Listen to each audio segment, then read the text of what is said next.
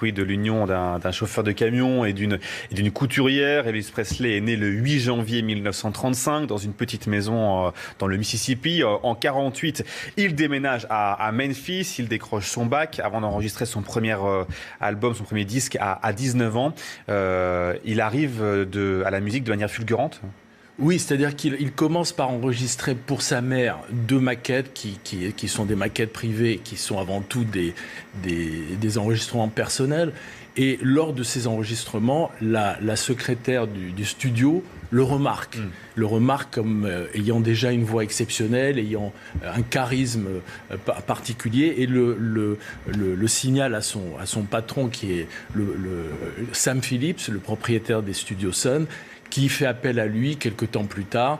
Et c'est son premier enregistrement, That's Alright, au Studio Sun, passe en radio, et là c'est l'explosion, le standard explose, et le titre passe et repasse, et ainsi de suite. Et c'est le début du phénomène Elvis. D'abord, une carrière incroyable. Voilà, d'abord dans le sud, dans sa région, et petit à petit, ça s'étend et ça devient un phénomène national. Alors 40 ans après, les fans sont toujours aussi présents. 50 000 d'entre eux sont attendus aujourd'hui devant sa résidence de Memphis. Comment expliquer justement que 40 ans après, il rassemble toujours autant de fans devant sa maison, par exemple, encore aujourd'hui? Ce que je disais, c'est qu'en fait, c'est un artiste qui plaît à plusieurs niveaux. Je pense qu'il y a d'abord le côté homme séducteur, qui a un magnétisme, qui plaît beaucoup aux fans féminines, qui a tourné dans beaucoup de films, donc il a un côté séducteur avec son look, son charme, etc.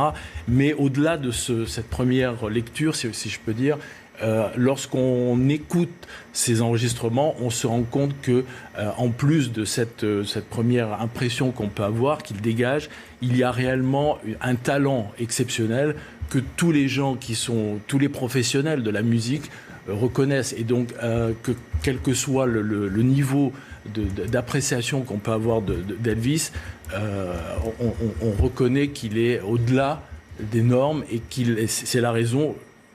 Il est unique, donc c'est la raison pour laquelle, encore aujourd'hui, il n'y a pas d'équivalent.